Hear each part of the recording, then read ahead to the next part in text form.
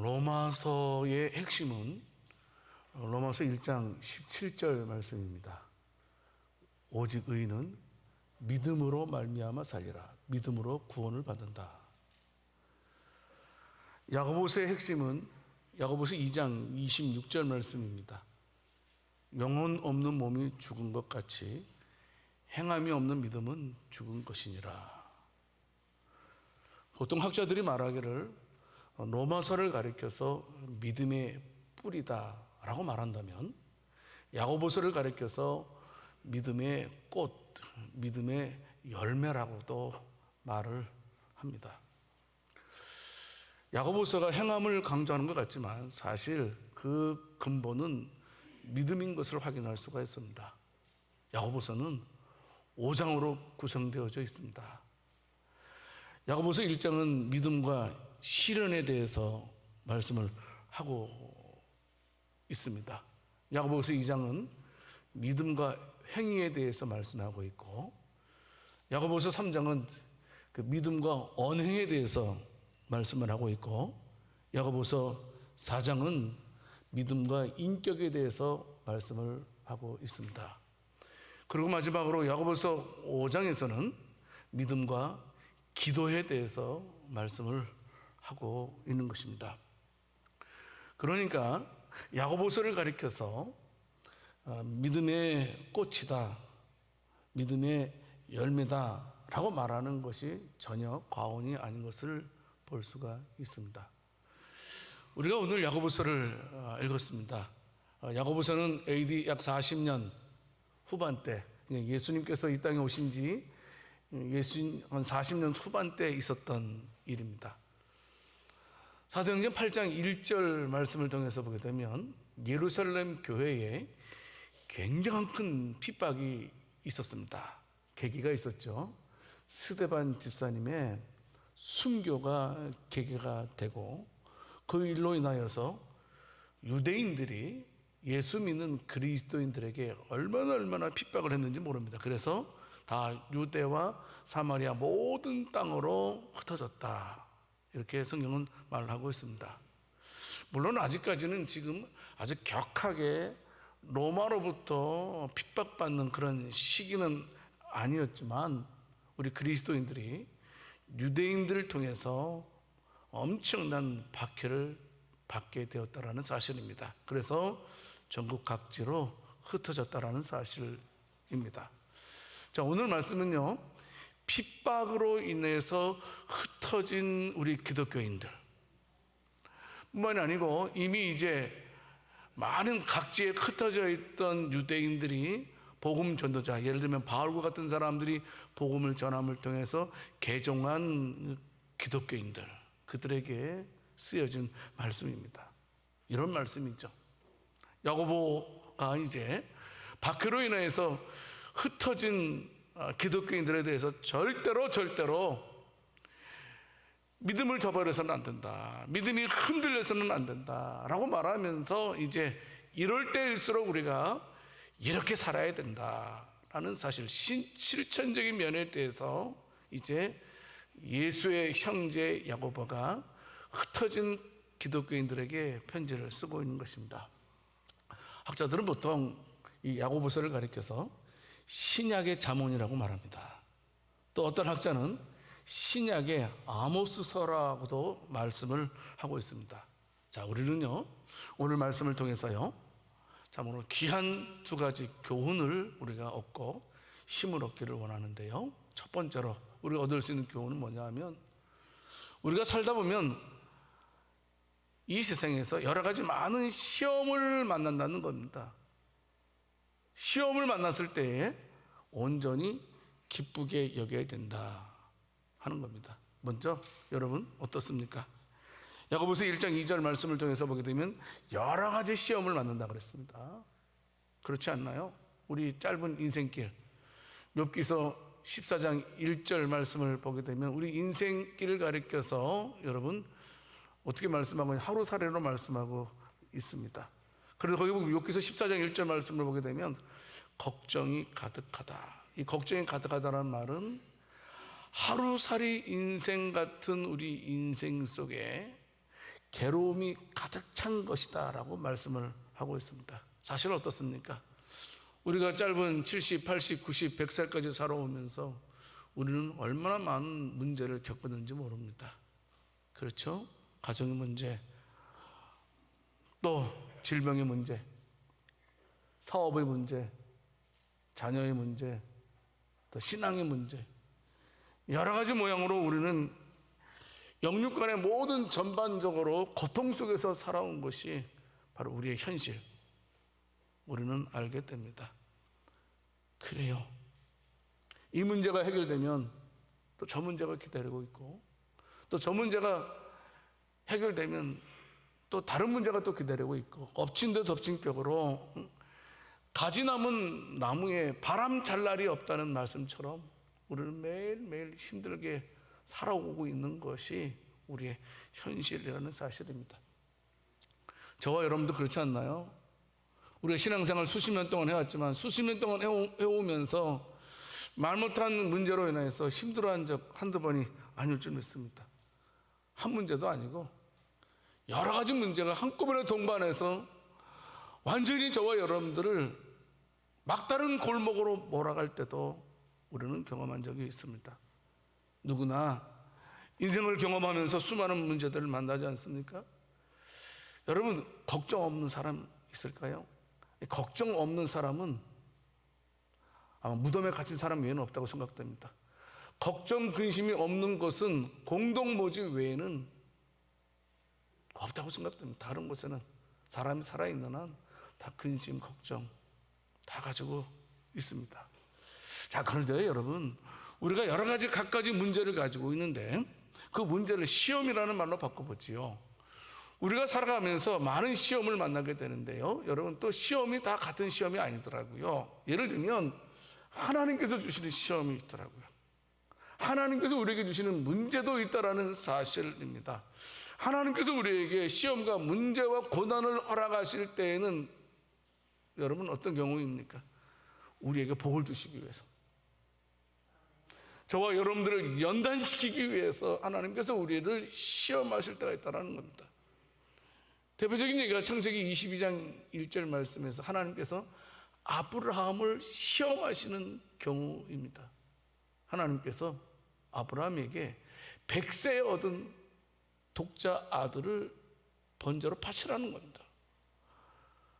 아니, 그런 시험을 하실 수 있다니. 여러분들 하여튼 창세기 22장 16절에서 18절 말씀을 통해서 보게 되면 아브라함이 하나님의 시험에 합격을 하게 됩니다. 그렇지 않습니까? 네가 이같이 행하여 네 아들 네 독자도 아끼지 아니하였은즉 내가 너에게 큰 복을 주고 너의 씨가 크게 번성하여 하늘의 별과 같고 바닷가의 모래와 같게 하리니 네 씨가 그 대적의 성문을 차지하리라. 또 네 씨로 말미암아 천하 만민이 복을 받으리니, 그 다음 말이죠. 이는, 왜 네가 그런 복을 받지? 네가 이런 복을 받는 것은 이는 네가 나의 말을 준행하였음이니라. 무슨 말이냐? 네가 나의 시험에 합격했기 때문이다. 성도 여러분, 또 하나님께서 주시는 시험도 있지만 또 마귀가 주는 시험도 있습니다.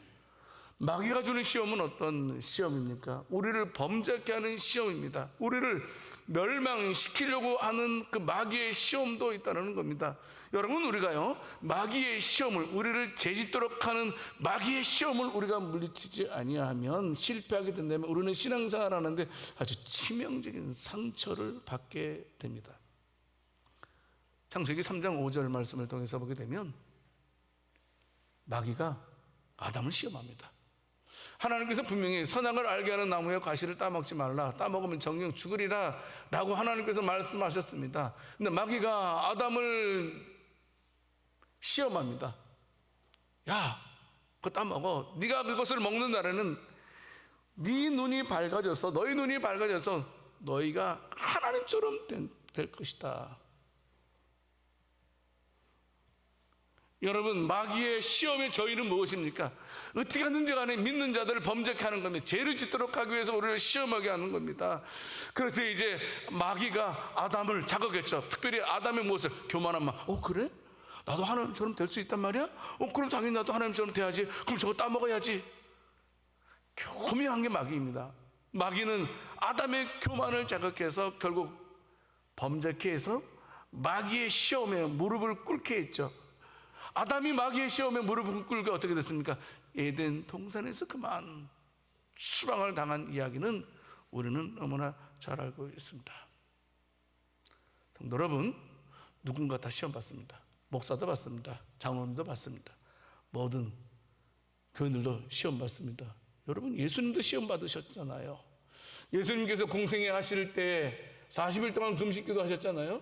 금식기도하고 성령이 충만할 때 제일 먼저 기다리고 있었던 것이 무엇입니까? 마귀의 시험이었습니다. 그 마귀는 예수님을 멸하려고, 예수님을 무너뜨리려고 마귀가 예수님을 시험했지만 예수님께서는 말씀으로 마귀의 시험을 물리치셨던 것을 우리는 잘 알고 있습니다. 첫 번째 아담은 마귀의 시험에 실패했지만 두 번째 아담 대신 예수 그리스도께서는 마귀의 시험을 완벽하게 말씀으로 물리쳤다라는 사실입니다. 하여튼 마귀의 시험이든 하나님의 시험이든 이겨내야 됩니다. 이겨야 된다라는 사실입니다. 여러분, 그런데요, 간혹 우리가 조심해야 될 것이 있습니다. 야고보가 충고하고 있는데 야고보서 1장 13절 말씀을 통해서 보게 되면 이런 충고를 하고 있습니다. 여러분, 이 말씀 제가 쉽게 풀이해 드릴게요. 여러분, 우리가 범죄 막 할까 말까 하는 이런 유혹은요, 하나님께서 주시는 것이 아니라는 거예요. 죄를 지을까 말까 막 갈등하는 이런 시험은 마귀가 주는 거지 하나님께서 주는 것이 아니라는 겁니다. 마귀가 우리의 욕심을 자극해서 우리에게 죄를 범하도록 시험하는 것이지 절대로 하나님은 우리의 욕심을 자극해서 우리를 범죄케 하시는 분이 아니라는 사실입니다. 그래서요, 우리가 마귀의 시험에 넘어져서 쓰러져서 범죄했을 때 여러분, 간혹 우리는 어떤 걸 하냐면 하나님 나를 시험해서 나를 넘어지게 했다고, 이런 말 해서는 안 된다는 겁니다. 우리 하나님은 절대로 우리의 욕심을 자극해서 우리를 시험하시는 하나님이 아니라는 겁니다. 하나님께서는 우리를 범죄의 자리를 딱 만들어 놓고 죄를 짓나 안 짓나 시험하시는 하나님이 아니라는 겁니다. 그래서 우리는 죄는 내가 범해놓고 책임을 하나님께 돌릴 때가 간혹 있는 것도 우리는 경험하게 됩니다. 하나님께서요, 우리를 시험하시는 경우는 우리에게 복을 주시기 위해서, 우리의 믿음을 연단시키기 위해서 복을 주시는 것입니다. 하나님은요, 아무렇게나 무작위로 막 시험 주시는 분이 아닙니다. 바울도 고린도전서 10장 13절 말씀에서 고린도 교인들에게 말씀을 하고 있지 않습니까? 사람이 감당할 시험 밖에는 너희가 당할 것이 없나니, 이렇게 말씀. 하나님은요, 감당하지 못할 시험을 허락하시는 분이 아니에요. 여러분, 하나님께서 아브라함에게 네 아들 독자를 바쳐라 라고 이렇게 시험하셨잖아요. 이와 같은 시험을 아브라함같이 신앙이 높은 사람들에게만 허락하는 것이, 교회 나온 지 이틀밖에 안 된 사람한테 네 아들을 바쳐라 라고 그런 식으로 시험하시는 분이 아니다라는 사실입니다. 우리 하나님은요, 저와 여러분들이 감당할 시험만 허락하시는 줄 믿으시기 바랍니다. 우리에게 감당할 시험을 허락하셔서 그 시험에 통과토록 해서 우리에게 복을 주시기를 원하시는 분이라는 사실입니다. 그러니까요, 여러분, 하나님께서 나를 테스트한다라고 느껴질 때는 지레 겁먹을 필요 없어요. 하나님께서 나에게 복 주시기 위한 시험 같다라고 느껴질 때에는 여러분, 절대로 뒤로 물러서서는 안 된다라는 사실입니다. 그래서요, 오늘 읽은 야고보서 1장 2절 말씀에서 예수님의 형제 야고보가 너희는 시험을 만나면 어떻게 하라고 말씀하고 있습니까? 여러 가지 시험을 만나거든 온전히 기쁘게 여기라 라고 말씀하고 있습니다. 이거 명령문이에요. 명령문. 하나님께서 너희에게 복을 주시는 시험이라고 판단됐을 때는 힘들지만 그 시험에 통과해라. 그리고 힘들지만 그 시험을 기쁘게 받아들여라. 여기서 온전히 기쁘게 여기라라는 말은요, 이런 뜻입니다. 전적으로 긍정적으로 기쁨으로 생각해라. 분명히 하나님께서 저와 여러분들의 믿음을 테스트할 때가 있어요. 우리를 범죄의 자리로 몰아가는 것이 아니고 하나님께서 저와 여러분들이 믿음이 있는지 없는지, 하나님을 향한 믿음이 있는지 없는지를 확인하실 때가 있다는 겁니다. 그때에 우리는 분명하게 이것은 하나님께서 나에게 복 주시기 위한 과정이라고 생각하고 그것을 긍정적으로 기쁘게 받아들여야 된다는 사실입니다. 근데 여러분 어떻습니까? 언뜻 보면 시험을 받을 때 기뻐하라는 이 말씀은 몰지각한 권면일 수 있습니다. 참 인정 없는 듯한 요구일 수도 있습니다. 여러분, 정상적인 사람은 시험은, 고난은 어떻습니까? 힘든 겁니다. 힘들지 않은 것을 누가 고난이라고 말합니까?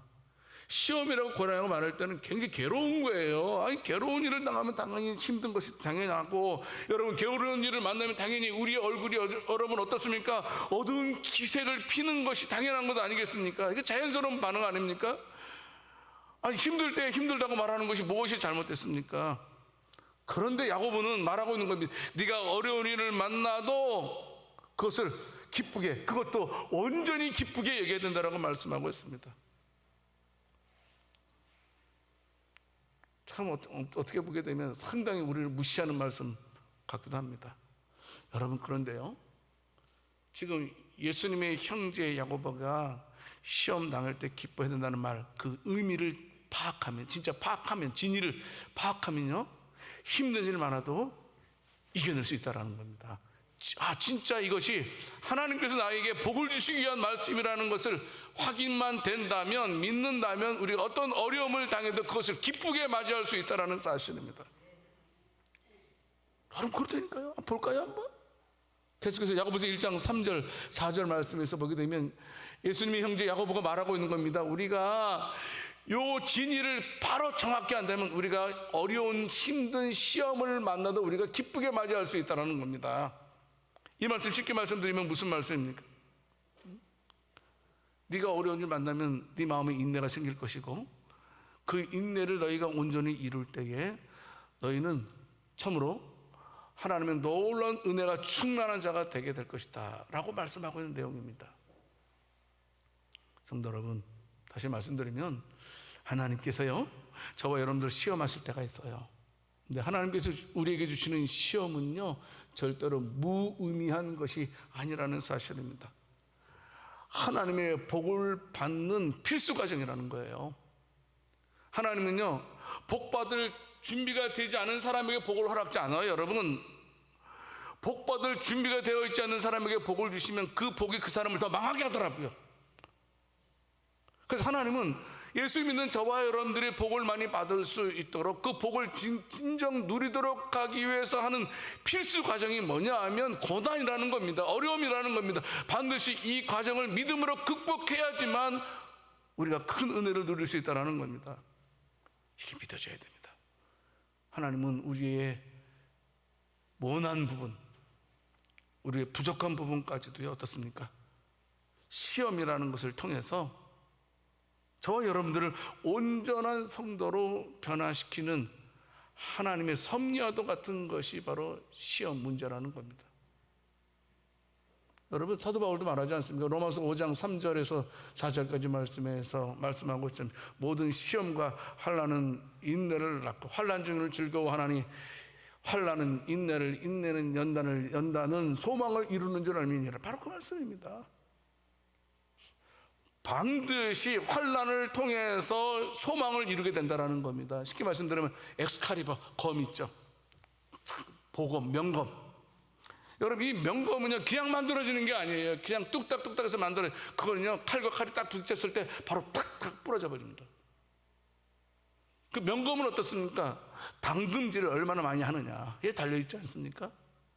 시뻘겋게 달궜다가 그걸 갖다가 또 차가운 데다가 담궈서 또 막 닦으면서 막 망치질하고 또 가지고 여러분 담금질, 그죠? 담금질을 많이 하는 데서 그 강도가 강해지지 않습니까? 여러분, 우리가 가지고 있는 아름다운 도자기들도 마찬가지 아닙니까? 뜨거운 가마의 열을 통과해야지만 아름다운 자기가 되는 것입니다.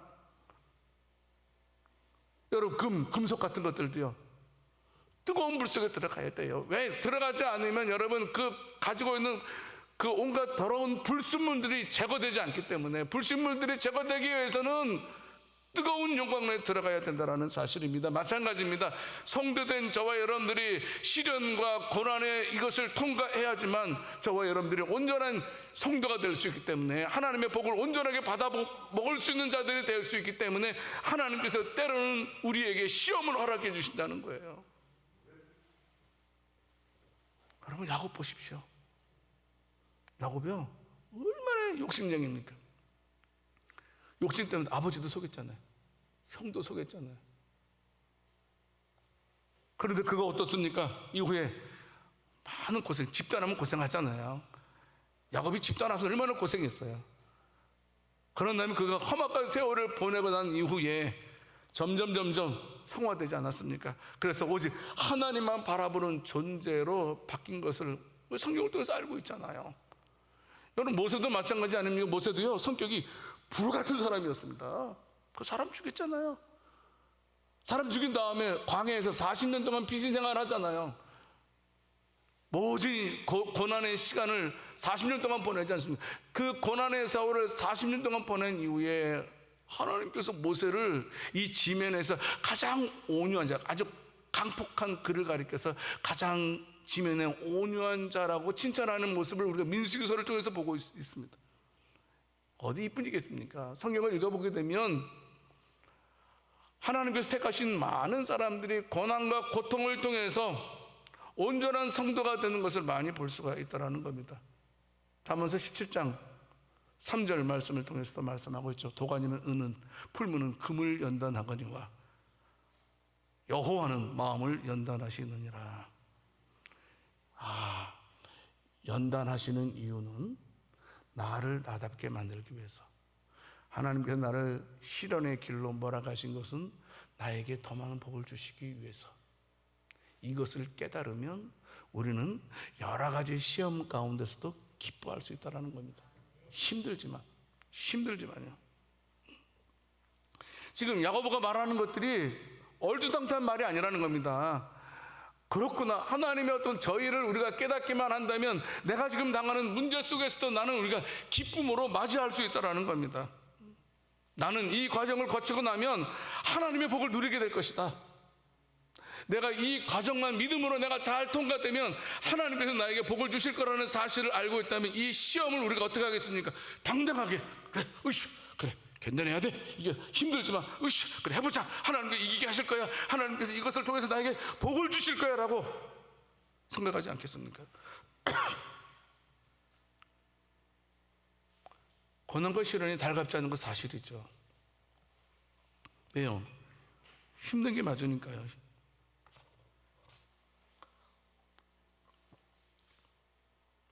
근데 이겨내야 됩니다. 여러분, 문제 없는 사람 한 사람도 없습니다. 고통 없는 사람 한 사람도 없습니다. 이겨내야 됩니다. 근데 이겨내기 위해서는 뭐를 해요?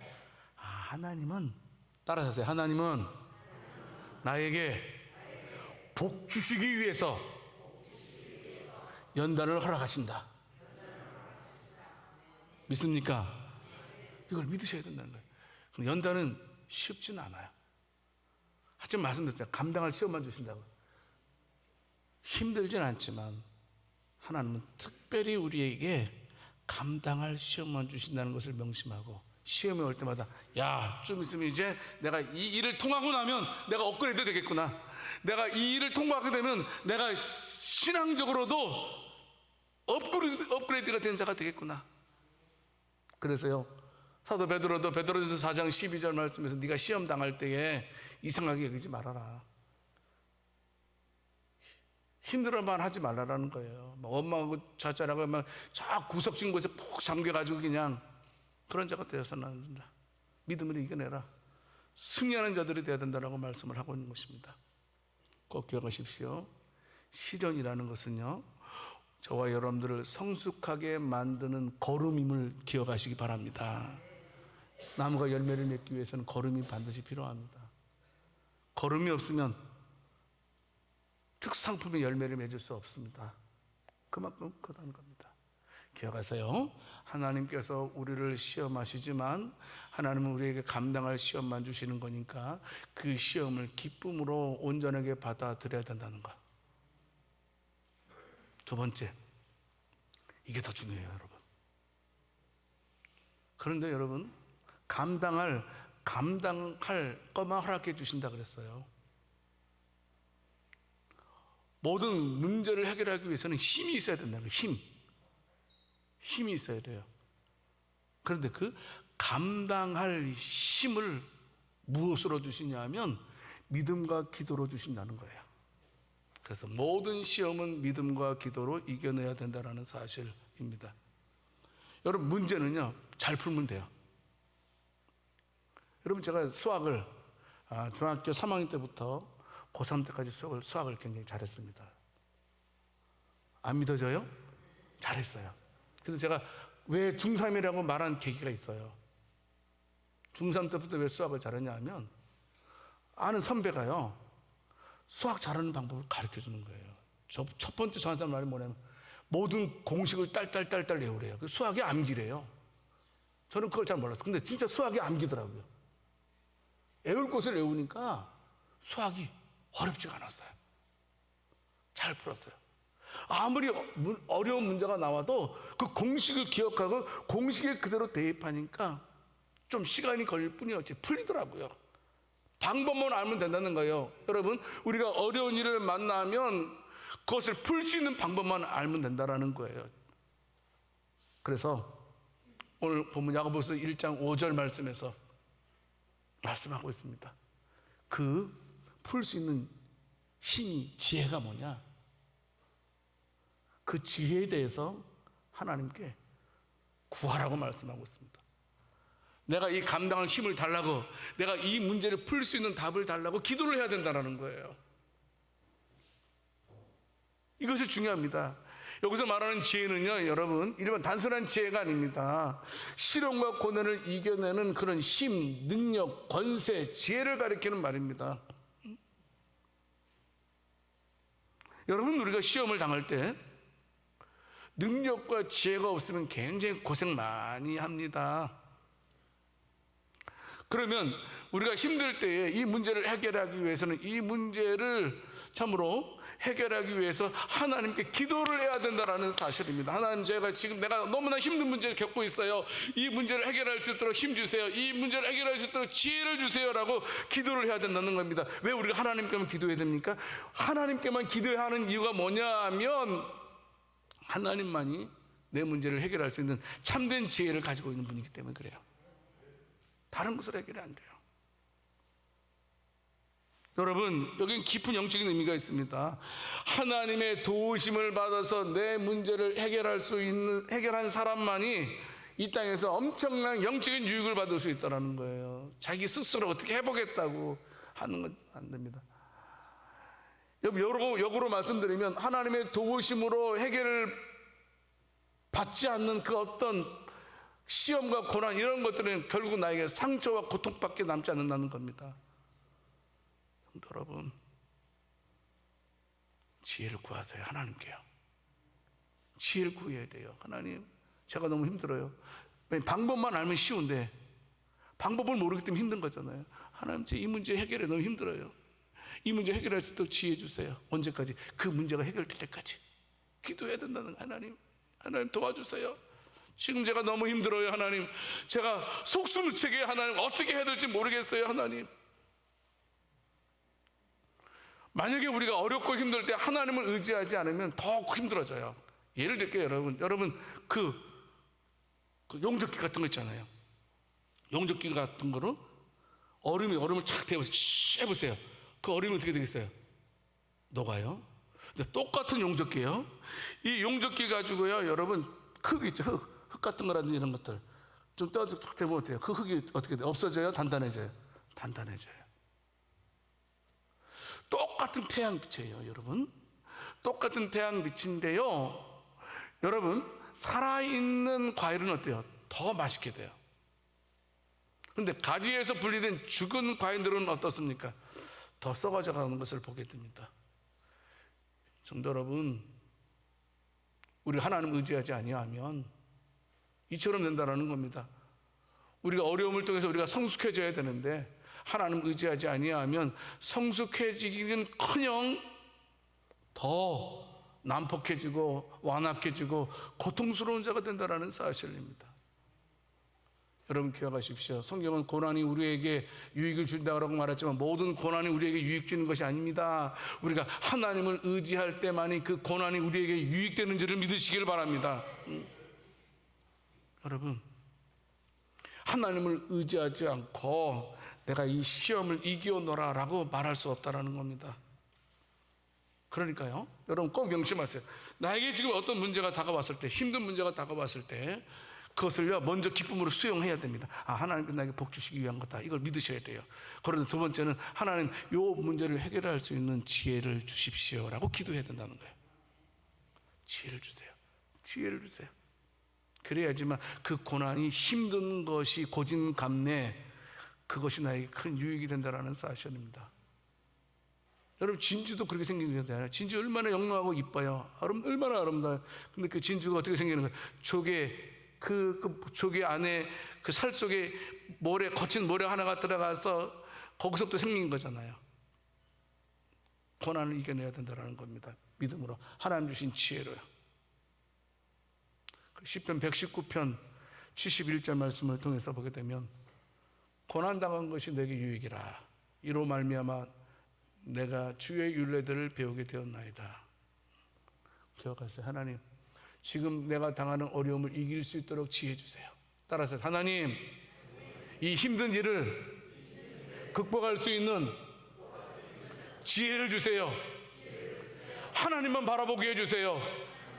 왜 나만 이런 고통 겪게 하냐고 원망해서는 안 된다는 겁니다. 한번 우리 같이 찬송 한번 하겠습니다.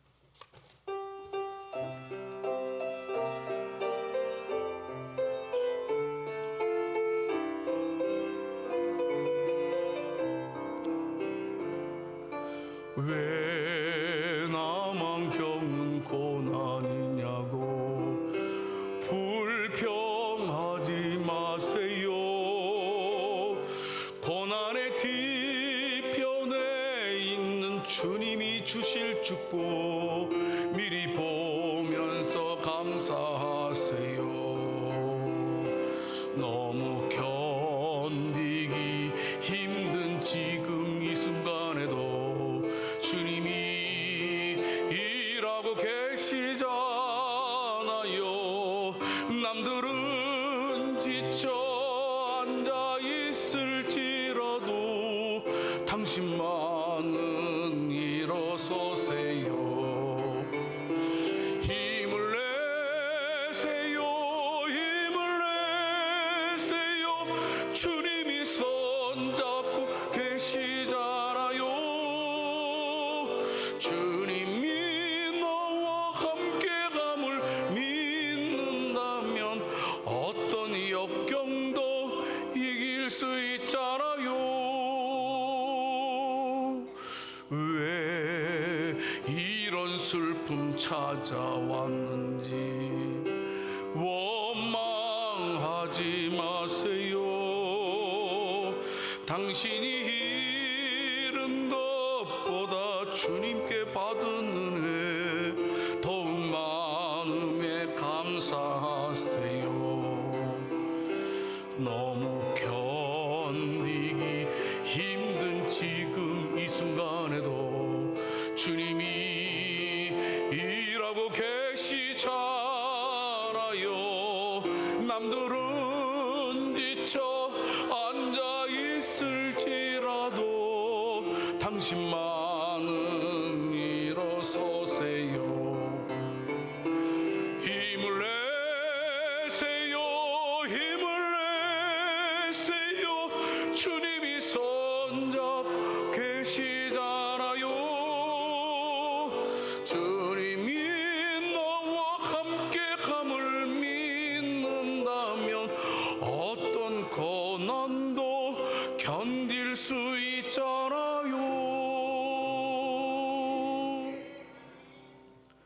성도 여러분, 기도하면 돼요. 기도하자고요.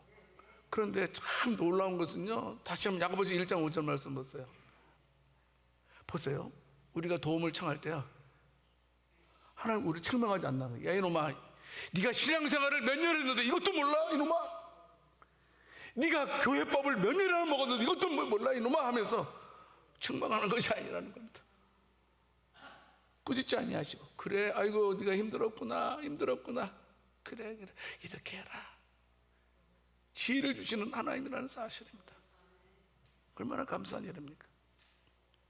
성도 여러분, 절대로 힘들 때 기도가 우리의 살기름을 믿으시기 바랍니다. 절대로 원망하면 계속 일이 꼬입니다. 절대 풀리지 않아요. 주님 바라보고, 하나님 제가 힘들어요, 이 해결할 수 있는 지혜 주세요. 아주 뻔뻔하게 해도 하나님께서 지혜를 구하면 지혜를 주시겠다고 약속하지 않았습니까? 지혜 허락해 주세요. 이 문제 허락해 주세요. 코로나 때문에 얼마나 많이 힘든지 모릅니다. 여기저기서 힘들다 얼마나 힘들겠습니까? 코로나가 많은 것을 꼬이게 만들었잖아요. 하지만 이럴 때일수록 우리가 주님 바라보면 주님께서 우리에게 지혜를 허락하셔서 그 지혜로 우리들을 업그레이드 시켜주실 줄 믿습니다. 끝까지 어떤 일이 있더라도 믿음으로 하나님만 바라보고 나가는 자들이 되어야 됩니다. 위축되지 마세요. 내가 가난하다고 위축을 들어서도 안 되고, 부에도 절대로 교만하면 안 됩니다.